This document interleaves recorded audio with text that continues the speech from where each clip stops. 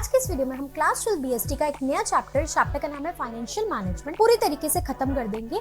बच्चों को ये लगता है चैप्टर बहुत ज्यादा कॉम्प्लिकेटेड है, बट ट्रस्ट मी ये चैप्टर बहुत इजी अगर इसको प्रैक्टिकल वे में समझा जाए। एंड इस वीडियो में मैं ये चैप्टर आपके लिए बहुत सिंपल बनाने वाली हूँ। बस आपने करना क्या है, वीडियो को एंड तक देखना है और बिल्कुल मेरी एक एक बात, एक एक एग्जाम्पल को ध्यान से समझते हुए चलना है। Without wasting time, let's start this chapter. So let's start with the very first topic, that is the concept of financial management. Financial management का मतलब क्या होता है? पैसे को अच्छे से मैनेज करना।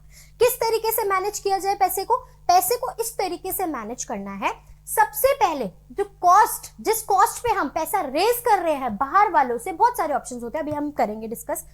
ऐसा ऑप्शन हमने चूज करना है जो सबसे ऑप्टिमल हो, मतलब जिसपे हमारा खर्च सबसे कम आए, कम से कम हमारी कॉस्ट आए, प्लस अब हमारे पास पैसा आ गया, अब उस पैसे को इस तरीके से यूज करना है, इस तरीके से इन्वेस्ट करना है कि जो उससे आने वाला रिटर्न है वो इतना ज्यादा हो, मतलब जो मैंने कॉस्ट पे रेज करा था ना फंड, वो उससे ज्यादा मेरा रिटर्न आ जाए। इस तरीके से मुझे पैसे को मैनेज करना है। This is all about financial management. ठीक है, बस इससे बाहर कुछ भी नहीं है। अब इसको बुकिश टर्म में देख लेते हैं। Financial management is considered with optimal procurement. Optimal procurement मतलब पैसे को इस तरीके से रेज करना है कम से कम कॉस्ट आए। ठीक है, as well as the usages of finance. Finance को इस तरीके से यूज करना है कि जो रिटर्न आए वो डबल हो देन द कॉस्ट। फिर ये बात लिख रखी है, फॉर ऑप्टिमल प्रोक्योरमेंट बहुत सारे सोर्सेज होते हैं फाइनेंस के, है ना, and compared in terms of their cost and associated risk. बहुत सारे सोर्सेज, अलग अलग सोर्सेज के अलग अलग कॉस्ट होती है, अलग अलग रिस्क होती है। हमें सबसे बेस्ट चूज करना है जो हमारी कंपनी के लिए सबसे ज्यादा बेस्ट डिसीजन हो। Next, similarly finance so procured needs to be invested. अब इस तरीके से पैसा आ गया, उसे इस तरीके से इन्वेस्ट करना है कि जो रिटर्न आए ना इन्वेस्टमेंट से वो कॉस्ट से ज्यादा हो, जिस कॉस्ट पे हमने उस फंड को प्रोक्योर करा था। फाइनेंशियल मैनेजमेंट की हेल्प से हम कॉस्ट ऑफ फंड्स रिड्यूस कर सकते हैं, रिस्क को कंट्रोल में रख सकते हैं, प्लस हम जो रिसोर्सेज है उसका अच्छे से, रिसोर्सेज माने फंड्स है, फंड्स को अच्छे से डिप्लॉय कर सके, अच्छे से इन्वेस्ट कर सके। ठीक है, ensuring the availability of enough funds. हमेशा कंपनी के पास एनफ फंड्स होने चाहिए, कैश की कभी शॉर्टेज नहीं होनी चाहिए। Whenever required, as well as avoiding idle finance. Idle finance मतलब पैसा ले लिया हमने और पैसा ऐसे धरे का धरा रह रहा है, ऐसे नहीं करना। क्यों? क्योंकि आपने बहुत सारे प्लेयर से कहावत सुनी होगी, पैसा कमाने के लिए ना पैसे को काम पे लगाना पड़ता है। ठीक है, दैट मींस आइडल फाइनेंसिंग हमें अवॉइड करनी है। Done. So this was the concept of financial management. So the next topic is decisions taken in financial management or financial decisions. देखो financial management 3 financial decisions लेता है। ठीक है, number 1 होता है इन्वेस्टमेंट, दूसरा होता है आपका फाइनेंसिंग, तीसरा होता है डिविडेंड डिसीजंस। ये तीनों डिसीजंस फाइनेंशियल डिसीजंस के अंडर आते हैं। सबसे पहला होता है इन्वेस्टमेंट डिसीजन। इन्वेस्टमेंट डिसीजंस क्या होता है कि कंपनी के फंड को किस तरीके से इन्वेस्ट किया जाए ताकि हाईएस्ट पॉसिबल रिटर्न आए, किस तरह के एसेट में इन्वेस्ट करना चाहिए जो कि सबसे ज्यादा प्रॉफिटेबल हो। This is all about investment decision. अब इन्वेस्टमेंट डिसीजन जो होता है वो लॉन्ग टर्म इन्वेस्टमेंट डिसीजन भी हो सकता है और शॉर्ट टर्म इन्वेस्टमेंट डिसीजन भी हो सकता है। लॉन्ग टर्म इन्वेस्टमेंट डिसीजन को हम कैपिटल बजटिंग डिसीजन भी बोलते हैं। इसके अंदर हम अपने फाइनेंस को, हम अपने फंड को लॉन्ग टर्म बेसिस पे जो है इन्वेस्ट करते हैं और इसका जो रिटर्न आता है वो भी कुछ टाइम बाद आता है। मान लो एक कंपनी ने अपनी एग्जिस्टिंग मशीनरी को चेंज करवाया ताकि उसका जो बिजनेस है वो और ज्यादा बढ़े, बट जब वो एसेट खरीद रहा है, एसेट पे इन्वेस्ट कर रहा है, उसके थोड़े टाइम बाद आएगा ना इसका रिटर्न, तो लॉन्ग टर्म का रिटर्न थोड़े टाइम बाद आता है। नेक्स्ट होता है आपका शॉर्ट टर्म इन्वेस्टमेंट डिसीजन, इसे हम वर्किंग कैपिटल डिसीजन भी बोलते हैं। ये बिजनेस के डे टू डे वर्किंग को इफेक्ट करता है। ठीक है, मान लो इसके अंदर आपके आते हैं एफिशिएंट कैश मैनेजमेंट, कैश को अच्छे से मैनेज करना है, इन्वेंट्री का बहुत अच्छे से मैनेज करना है। ये हमें मेक श्योर करना है कि जो माल है उसकी ना तो एक्सेस हो ना तो शॉर्टेज हो। Next, efficient receivable management. इसके अंदर क्या होता है, जो कंपनी को लोगों से पैसा कलेक्ट करना है उसको टाइमली कलेक्ट करे। ठीक है, सो ये था हमारा पहला decision, that is investment decision, जिसके अंदर 2 तरह के डिसीजन आते हैं। 2 तरह के हो सकते हैं, वो शॉर्ट टर्म भी हो सकते हैं, लॉन्ग टर्म भी हो सकते हैं। सो नेक्स्ट डिसीजन हमारा है फाइनेंसिंग डिसीजन। फाइनेंसिंग डिसीजन मतलब मान लो मैं एक मोमोज की कंपनी चला रही हूँ, बट वो कंपनी इतनी ज्यादा प्रॉफिटेबल हो गई कि मैंने सोचा यार अब इस ना मोमोज की कंपनी को ना मैं एक्सपैंड करूँ, इसे ना अच्छे लेवल पे लेके जाऊँ। अब ऐसा करने के लिए तो यार मुझे बहुत सारा पैसा चाहिए होगा। अब ये पैसा आएगा कहाँ से? तो मेरे पास दो ऑप्शन है। पहली बात, मैं अपनी कंपनी के शेयर्स बेच सकती हूँ। अब जो भी लोग मेरी कंपनी के शेयर्स खरीदेंगे, ठीक है, वो मेरी कंपनी के पार्शियल पार्टनर बन जाएंगे। मुझे क्या करना पड़ेगा? मान लो मुझे 1 करोड़ चाहिए था, 1 करोड़ मैंने शेयर्स बेच के रेज कर लिया। अब मुझे इस 1 करोड़ को वापस तो नहीं देना, बट जो लोग मेरी कंपनी के शेयर्स खरीदेंगे, जब भी मेरा इन फ्यूचर रिटर्न आता है तो मुझे उस रिटर्न का डिविडेंड मतलब प्रॉफिट देना पड़ेगा अपने शेयर होल्डर्स को। ठीक है, कितना प्रॉफिट देंगे? उतना प्रॉफिट देंगे जितना कि उन्होंने हमारे शेयर्स में इन्वेस्ट कर रखा है। ये तो है पहला मेथड। दूसरा मेथड है मेरे पास कि मैं बोरोड फंड से अपना फंड्स को रेज कर सकती हूँ। कैसे? मान लो डिबेंचर्स हो गए, बॉन्ड्स हो गए, पब्लिक डिपॉजिट्स हो गए, ऐसे करके मैं अपना 1 करोड़ जो मुझे चाहिए, जो मेरी रिक्वायरमेंट है, वो मैं रेज कर सकती हूँ। बट सेकेंड चीज, मुझे ये पैसा रीपे करना पड़ेगा अलोंग विद द इंटरेस्ट। ठीक है, so these are the 2 options that are available in the financing decision. एक बार इसकी बुकिश लैंग्वेज देख लेते हैं। This decision is about the quantum of finance to be raised from various long term sources. ये जो मेन लॉन्ग टर्म सोर्सेज होते हैं फंड्स के, वो शेयर होल्डर फंड होते हैं एंड बोरोड फंड होते हैं। शेयर होल्डर फंड के अंदर इक्विटी शेयर कैपिटल आते हैं, प्रेफरेंस शेयर कैपिटल आते हैं एंड रिजर्व सरप्लस आते हैं और रिटेन्ड अर्निंग। ठीक है, नेक्स्ट आते हैं बोरोड फंड। डेट होता है, एक तरह से कर्जा होता है, refers to the finance raised through debentures, long term loans या फिर पब्लिक डिपॉजिट्स। सो ये था हमारा second decision, that is financing decision. And the third decision is dividend decision. Dividend decision क्या होता है? मान लो जो मेरी मोमोज की कंपनी है वो बहुत अच्छा प्रॉफिट अर्न कर रही है। अब मुझे डिविडेंड को मतलब प्रॉफिट को किस पार्ट में डिवाइड करना है, कितना हिस्सा मुझे अपने शेयर होल्डर्स को देना है, कितना हिस्सा मुझे अपने पास रखना है, ताकि मैं उसे और ज्यादा आगे लगाऊं, आगे उसे री इन्वेस्ट करूं और वर्ल्ड वाइड अपने बिजनेस को लेके जाऊं। ठीक है, तो यहाँ पे 2 डिसीजन आते हैं। मान लो कि मैंने जो है 100 करोड़ कमा लिए। अब मैंने सोचा कि मैं ना 30 करोड़ जो है किसको दूंगी? शेयर होल्डर्स को दूंगी, और बाकी का पैसा ना मैं री इन्वेस्ट करके ना अपने इस मोमोज के बिजनेस को वर्ल्ड वाइड पूरे कंट्री में लेके आऊंगी। ठीक है, तो ये हर एक फाइनेंशियल मैनेजर के लिए बहुत ज्यादा इंपॉर्टेंट होता है फाइनेंसिंग डिसीजन लेना, कि कितना हिस्सा वो शेयर होल्डर्स को दे और कितना हिस्सा एज अ रिटेन्ड अर्निंग अपने पास रखे। So these were the three important financial decision. सबसे पहला था इन्वेस्टमेंट डिसीजन, नेक्स्ट है financing decision and third is dividend decision. अभी तक हमने फाइनेंशियल मैनेजमेंट का कॉन्सेप्ट पढ़ा, फिर हमने ये 3 decisions. Concept is objective of financial management. Financial management का क्या ऑब्जेक्टिव होता है? देखो, फाइनेंशियल मैनेजमेंट का मेजर ऑब्जेक्टिव होता है वेल्थ मैक्सिमाइज करनी है। किसकी वेल्थ मैक्सिमाइज करनी है? शेयर होल्डर्स की। देखो, जो कंपनी का पैसा होता है ना, वो अल्टीमेटली शेयर होल्डर्स का पैसा होता है। अगर शेयर होल्डर्स को लगेगा कि कंपनी के शेयर की मार्केट प्राइस बढ़ रही है, दैट मींस अगर मार्केट प्राइस बढ़ रही है तो ऑफ कोर्स ये बात है कि जो कंपनी ने फाइनेंशियल डिसीजंस लिए वो बहुत ही सॉलिड लिए है। और सबसे ज्यादा कंपनी का मेन फोकस जो होना चाहिए वो होना चाहिए कि भाई जो शेयर होल्डर ने हमारी कंपनी में ट्रस्ट दिखाकर पैसा अपना लगाया है, उनका पैसा इस तरीके से वो इन्वेस्ट करे कि उनकी जो मार्केट प्राइस है शेयर्स की वो इंक्रीज हो और उनको मिलने वाला रिटर्न ज्यादा हो, जितना उन्होंने इन्वेस्ट करा था उससे भी ज्यादा हो। मतलब उनकी वेल्थ को ध्यान में रखना है, क्योंकि अगर उनकी वेल्थ बढ़ेगी तो हमारी कंपनी की फाइनेंशियल हेल्थ जो है वो बढ़ेगी। ठीक है, so this was the major objective of the financial management. इसका एक बार बुकिश लैंग्वेज में भी देख लेते हैं। प्राइमरी एम जो है फाइनेंशियल मैनेजमेंट का वो ये है कि शेयर होल्डर की वेल्थ को मैक्सिमाइज करना है। इसको हम वेल्थ मैक्सिमाइजिंग कॉन्सेप्ट भी बोलते हैं। जो मार्केट प्राइस होता है कंपनी के शेयर का, वो उसके फाइनेंशियल डिसीजंस पे डिपेंडेंट होता है। जितने अच्छे फाइनेंशियल डिसीजंस होंगे उतनी अच्छी मार्केट प्राइस होगी शेयर्स की। ठीक है, और जो कंपनी के फंड्स होते हैं वो शेयर होल्डर्स को बिलोंग करते हैं और इस मैनर में इन्वेस्ट करने चाहिए ताकि उनसे जो मिलने वाला रिटर्न है वो ज्यादा हो। ठीक है, मार्केट प्राइस जो इक्विटी शेयर का है वो तब इंक्रीज होगा अगर फाइनेंशियल डिसीजन इस तरीके से लिया जाए कि सबसे कम से कम कॉस्ट लगाई जाए और ऑप्टिमल यूटिलाइजेशन करा जाए फंड्स का। ठीक है, यही सारी बातें इसके अंदर लिखी हुई है। मान लो अगर एक डिसीजन लिया जा रहा है नए मशीन को एक नई मशीन के अंदर इन्वेस्ट करने का, तो इसमें भी मैनेजर को, फाइनेंशियल मैनेजर को ये इंश्योर करना है कि जो इन्वेस्टमेंट करी है ना, और उसका रिटर्न जो आए वो कॉस्ट से ज्यादा हो। ठीक है, सो ये आता है एक प्रॉपर फाइनेंशियल डिसीजन लेकर। डन। ऑब्जेक्टिव मेजर क्या है? वेल्थ मैक्सिमाइज करनी है किसकी? Share holder.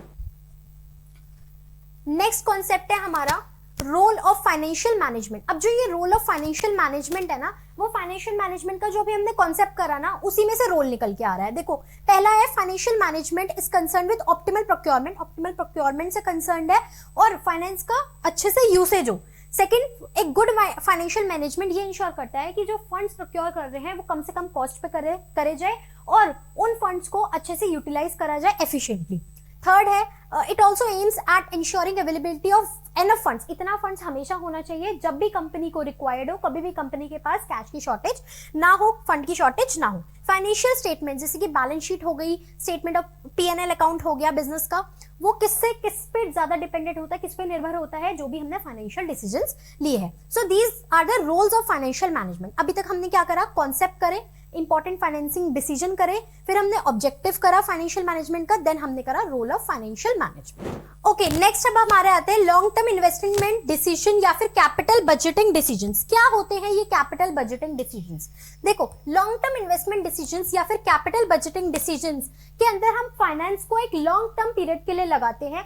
इसके अंदर बेसिकली फिक्स्ड एसेट्स आते हैं। ठीक है, अब ये जो कैपिटल बजटिंग डिसीजंस होता है, इसमें हम फर्म के कैपिटल को लगाते हैं अलग अलग प्रोजेक्ट्स में, but for a very long time period. ये 1 साल से ज्यादा के लिए होता है। ठीक है, प्लस इसको हम मैनेजमेंट ऑफ फिक्स्ड कैपिटल भी बोलते हैं। अब क्यों ये इन्वेस्टमेंट या फिर कैपिटल बजटिंग डिसीजन जरूरी होते हैं? सबसे पहले, it is very important for the long term growth of the business. अगर कंपनी अच्छे से फाइनेंशियल डिसीजंस लेती है तो उसे लॉन्ग टर्म में बहुत अच्छे प्रॉफिट्स हो सकते हैं। Second, large amount of funds involve. अब देखो, इसमें ना क्योंकि हम पैसा फिक्स्ड एसेट्स में लगा रहे हैं, तो इन्वेस्टमेंट जो लगती है that is very huge. Investment huge होती है, फंड्स पे हमें ज्यादा पैसे लगाना पड़ता है और ये फंड जो होते हैं हमारे कुछ टाइम पीरियड के लिए ब्लॉक हो जाते हैं। ठीक है, नेक्स्ट होता है रिस्क इन्वॉल्व। अब इसमें ना रिस्क बहुत ज्यादा होता है। अगर मान लो फाइनेंशियल डिसीजन अच्छे तरीके से ना लिए जाए तो बिजनेस को, एक कंपनी को हैवी लॉस हो सकता है। Next, irreversible decisions. ये वो डिसीजंस होते हैं जिन्हें बार बार बदला नहीं जा सकता। एक बार कोई फाइनेंशियल डिसीजन लिया जाए, उसे बाद में आप बदल नहीं सकते या उसे ठीक नहीं कर सकते। तो पहली बार जब आप डिसीजन ले रहे हो तो आप बहुत वाइजली फाइनेंशियल डिसीजन लो, ताकि आपको कोई भी किसी भी तरीके के फंड्स की वेस्टेज ना हो और आपको किसी भी तरीके का कोई भी लॉस ना हो। सो ये थे हमारे कैपिटल बजटिंग डिसीजन के इंपॉर्टेंस। अब हम आते हैं the factors affecting the capital budgeting decisions. कौन कौन से ऐसे फैक्टर्स हैं जो कैपिटल बजटिंग डिसीजंस को इंपैक्ट करते हैं? तो सबसे पहला फैक्टर है the rate of return. Most important criteria है। जब भी कोई कंपनी कैपिटल बजटिंग डिसीजन लेती है तो उसको ये देखना होता है कि उसको जो रेट ऑफ रिटर्न मिल रहा है उस प्रोजेक्ट से वो ज्यादा होना चाहिए। मान लो कंपनी के पास 2 ऑप्शंस है, 2 प्रोजेक्ट्स में इन्वेस्ट कर सकते हैं, ए में और बी में। अब ए जो रिटर्न दे रही है दैट इज फॉर 10% एंड जो बी दे रही है दैट इज फॉर 12%। तो कंपनी को 12% वाला चूज करना चाहिए ताकि उसकी इन लॉन्ग रन ग्रोथ हो। सेकंड फैक्टर होता है हमारा cash flow of the project. देखो, कंपनी कोई भी इन्वेस्टमेंट डिसीजन लेती है ना, तो उसमें कैश फ्लोज आते हैं, कैश इनफ्लोज होते हैं और कैश आउटफ्लोज होते हैं। तो कंपनी को ये ऐसा प्रोजेक्ट चूज करना चाहिए जहां पे उसके कैश इनफ्लो ज्यादा हो और कंपनी प्रॉफिटेबल हो। ठीक है, so this is the second factor. Third, the investment criteria involved. अब ये जो इन्वेस्टमेंट डिसीजन होता है ना, इसमें बहुत सारी इन्वेस्टमेंट टेक्निक से हम बहुत सारी कैलकुलेशंस करके ये पता लगा सकते हैं, ये इवैल्यूएट कर सकते हैं कि ये जो कैपिटल बजटिंग डिसीजन है वो कैसा है। मान लो इसमें आते हैं आपके इंटरेस्ट रेट्स हो गए, कैश फ्लोज हो गए और रेट ऑफ रिटर्न हो गए। इनको हम इवैल्यूएट कर सकते हैं बहुत सारी टेक्निक्स का यूज करके, जैसे कि पे बैक पीरियड हो गया, नेट प्रेजेंट वैल्यू हो गई, इंटरनल रेट ऑफ रिटर्न हो गए, एक्सेट्रा। ठीक है, सो ये हमारे थे 3 फैक्टर्स जो कि कैपिटल बजटिंग डिसीजन को इफेक्ट करते हैं। पहला हमने देखा रेट ऑफ रिटर्न, सेकंड हमने देखा cash flows of the project, third हमने देखा इन्वेस्टमेंट क्राइटेरिया जिसके अंदर इन्वेस्टमेंट टेक्निक्स आती है। ओके, सो अब हमारे आते हैं नेक्स्ट फाइनेंसिंग डिसीजंस। देखो, फाइनेंसिंग डिसीजंस में मैंने अभी आपको बताया कि एक कंपनी है, उसे फंड्स रेज करना है, वो दो तरीकों से कर सकती है, एक शेयर से कर सकती है, प्लस दूसरा वो कर सकती है डेट से। अब जो डेट की कॉस्ट होती है ना, वो कम होती है एज कंपेयर टू इक्विटी। ऐसा क्यों? देखो, डेट अगर हम लेते हैं ना, लोन लेते हैं, तो उस लोन पे ना इंटरेस्ट देना पड़ता है। अब वो जो इंटरेस्ट होता है ना, वो कम होता है as compare to the cost, as compare to the equity share holders को जो हमें डिविडेंड देना होता है। ठीक है, क्यों? क्योंकि यार जो इक्विटी शेयर होल्डर्स होते हैं, उन्होंने कंपनी के शेयर्स में किसी उम्मीद से पैसा लगाया होता है, और उनका जो रिस्क होता है वो ज्यादा होता है। ठीक है, क्योंकि उनका रिस्क ज्यादा होता है तो उनको रिटर्न ज्यादा मिलना चाहिए। ठीक है, सेकेंड चीज जो टैक्स होता है ना, वो डिडक्ट हो जाता है डेट के अंदर इंटरेस्ट के फॉर्म में। बट इक्विटी शेयर्स में क्या होता है, पहले टैक्स डिडक्ट होता है, उसके बाद जो है डिविडेंड डिस्ट्रीब्यूट होता है। डन। अब ज्यादा से ज्यादा अगर डेट का यूज करा जाए तो ओवरऑल कॉस्ट ऑफ कैपिटल कम हो सकती है। ठीक है, डेट देखो चीपर है, सस्ता है, बट बिजनेस के लिए रिस्की भी हो सकता है, क्योंकि हर साल बिजनेस को क्या करना पड़ता है, कंपनी को क्या करना पड़ता है, प्रिंसिपल के साथ साथ तो भाई इंटरेस्ट रेट भी देना है। अगर वो ये पेमेंट्स नहीं कर पाती टाइम पे, ये ऑब्लिगेशंस पूरी नहीं कर पाती, तो वो लिक्विडिफाई भी हो सकती है, दैट मीन्स बंद भी हो सकती है। डन। तो इसमें रिस्क ज्यादा होता है। नेक्स्ट, ज्यादा से ज्यादा डेट का यूज होगा ना, तो फिक्स्ड फाइनेंशियल चार्जेस भी बढ़ेंगे, इंटरेस्ट पेमेंट भी ज्यादा बढ़ेगी। ठीक है, as a result increase use of debt की वजह से फाइनेंशियल रिस्क ज्यादा से ज्यादा हो सकता है। ठीक है, फाइनेंशियल रिस्क एक चांस होता है that a firm would fail to meet its payment, कि वो अपनी पेमेंट मीट करने के लिए फेल भी हो सकती है, अपनी ऑब्लिगेशंस को पूरा ना कर पाए। ठीक है, that is interest and the principal amount. तो जो ओवरऑल फाइनेंशियल रिस्क है वो डिपेंड करता है कि कितना डेट का प्रपोर्शन लिया जा रहा है। तो फाइनेंशियल डिसीजंस में बहुत ही इस तरीके से लेना चाहिए कि कॉस्ट ऑफ कैपिटल जो है वो कम से कम आए और रिस्क कम से कम हो। डन। अब हम आते हैं इसके फैक्टर्स पे। तो हमारे इसके कुछ 7 फैक्टर्स होते हैं जो कि इफेक्ट करते हैं फाइनेंशियल डिसीजंस को। सबसे पहला फैक्टर होता है कॉस्ट, फिर होता है रिस्क, फिर होता है फ्लोटेशन कॉस्ट, फिर होता है कैश फ्लो पोजीशन, फिर होता है level of fixed operating cost, फिर होता है control consideration, and the last is the state of capital market. ठीक है, अब हम इसको थोड़ा सा डीपली पढ़ते हैं हर एक पॉइंट को। And these factors are very important, चाहे वो आप इन्वेस्टमेंट के ले लो, चाहे वो फाइनेंसिंग के ले लो, चाहे वो डिविडेंड के ले लो, एग्जाम पॉइंट ऑफ व्यू से बहुत इंपॉर्टेंट है, तो इसको छोड़ के बिल्कुल मत जाना। तो पहला फैक्टर है कैश फ्लो पोजीशन। देखो यार, कैश फ्लो पोजीशन के अंदर क्या होता है, अगर कंपनी के पास कैश फ्लो बहुत अच्छा है, कैश फ्लो उसका बहुत अच्छा है कंपनी का, तो उसके लिए डेट लेना आसान है, डेट लेने के लिए वो कंफर्टेबल है। बट अगर कंपनी का कैश फ्लो कम है तो डेट लेना उसके लिए बेस्ट ऑप्शन नहीं हो सकता, क्योंकि यार चाहे कंपनी के पास पैसा आए चाहे ना आए, डेट में एक ऑब्लिगेशन हो जाती है कि पैसा तो देना है, उनका इंटरेस्ट तो देना ही है। ठीक है, बाकी इक्विटी शेयर्स में ऐसा नहीं, कोई कमिटमेंट नहीं होती। ठीक है, अगर भाई प्रॉफिट कमाएगी कंपनी तो ही उसे देना पड़ता है। नेक्स्ट है फिक्स्ड ऑपरेटिंग कॉस्ट। अगर बिजनेस की फिक्स्ड ऑपरेटिंग कॉस्ट जैसे कि आपकी बिल्डिंग हो गई, बिल्डिंग का रेंट हो गया, इंश्योरेंस प्रीमियम हो गई, सैलरीज हो गई, ये अगर ज्यादा है तो डेट लेना अच्छा ऑप्शन नहीं है। अगर ये कम है तो डेट लेना एक अच्छा ऑप्शन हो सकता है। तो पहला था हमारा कैश फ्लो पोजीशन, नेक्स्ट है हमारा fixed operating cost. Okay, so next factor है हमारा कॉस्ट। देखो, कॉस्ट में एक अच्छा फाइनेंशियल मैनेजर है ना, एक ऐसे सोर्स ऑफ फाइनेंस को चूज करेगा जो उसको सबसे सस्ता पड़े। ठीक है, अब देखो डेट जो होता है ना वो सबसे सस्ता होता है, क्योंकि यहाँ पे जो टैक्स होता है ना वो डिडक्टेबल होता है इंटरेस्ट रेट्स में। ठीक है, प्लस इसका जो इंटरेस्ट रेट होता है वो कम होता है। ठीक है, नेक्स्ट होता है हमारा रिस्क। मगर जो इसके साथ रिस्क आता है ना वो बहुत ज्यादा लेवल का होता है, क्योंकि ये ना एक ऑब्लिगेशन बन जाती है कंपनी की, चाहे उसके पास पैसा आए चाहे उसके पास ना आए, उसे इंटरेस्ट रेट डेट के लिए देना ही पड़ेगा। और अगर वो इंटरेस्ट रेट नहीं दे पाएगा तो उसकी फाइनेंशियल रिस्क बढ़ता है, जिससे उसको हेवी लॉसेस भी हो सकते हैं।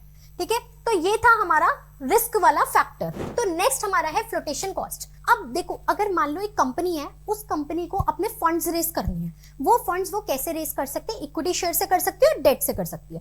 मान लो अगर उसे इक्विटी शेयर्स के थ्रू करना है तो उसे कुछ फ्लोटेशन कॉस्ट फॉलो करनी पड़ेगी। फ्लोटेशन कॉस्ट के अंदर आती है ब्रोकरेज कॉस्ट आ गई, कमीशन आ गई, प्रिंटिंग ऑफ एडवर्टाइजमेंट आ गई, प्रिंटिंग ऑफ एप्लीकेशन आ गई, एडवर्टाइजिंग आ गई। ये सारी ही कॉस्ट होती है, फ्लोटेशन कॉस्ट होती है, जो कि तब इंकर करनी पड़ती है जब इक्विटी शेयर्स के लिए एप्लीकेशंस मंगवानी हो। डन।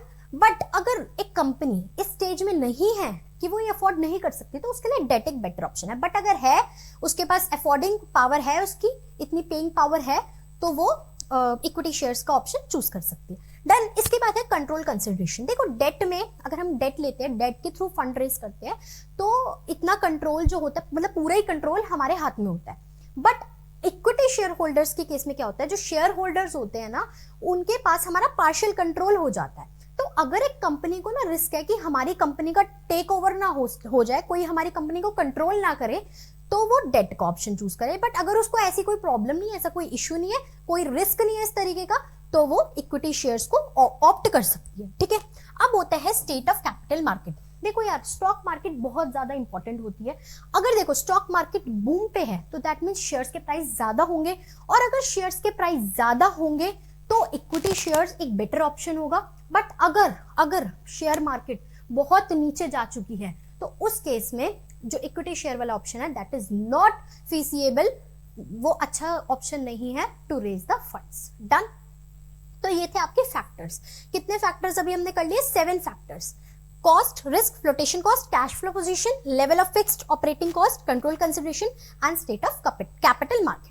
अब हमारा लास्ट है डिविडेंड डिसीजंस। नेक्स्ट है स्टॉक मार्केट रिएक्शन। जनरली जो इन्वेस्टर्स होते हैं, अगर उनका डिविडेंड बढ़ा दिया जाए तो वो खुश हो जाते हैं, और स्टॉक मार्केट में भी मार्केट जो शेयर प्राइस होता है मार्केट के अंदर वो इंक्रीज हो जाता है। और अगर डिविडेंड कम हो तो वाइस वर्सा। ठीक है। Access to capital market. अब जो लार्जर रेप्यूटेड कंपनीज है ना, वो अपने फंड कैपिटल मार्केट के थ्रू भी रेज कर सकती है, क्योंकि उनको एक्सेस इजीली मिल जाता है।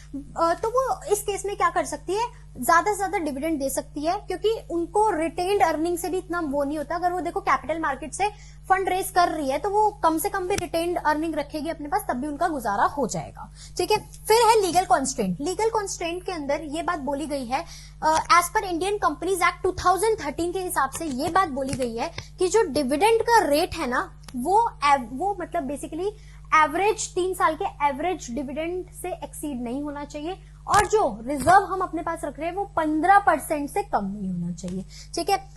लास्ट है आपका कॉन्ट्रैक्चुअल कंस्ट्रेंट। देखो जब भी लोन्स दिए जाते हैं ना कंपनी को, तो उन्हें ना कुछ लोन एग्रीमेंट्स को ध्यान रखना पड़ता है। अगर कंपनी ने मान लो किसी ऐसे लोन एग्रीमेंट पे अग्री कराओ कि कंपनी को ऐसा बोला गया कि आप ना डिविडेंड जब दोगे ना तो हमसे अप्रूवल लेके जाओगे, बट अब कंपनी अगर अप्रूवल के बिना ही डिविडेंड दे रही है सारे शेयर होल्डर्स को, तो यहाँ पे वो अपने लॉ को वायलेट कर रही है और उसको पेनल्टी फेस करनी पड़ सकती है, पनिशमेंट मिल सकती है। डन। तो ये थे आपके डिविडेंड डिसीजंस के फैक्टर्स।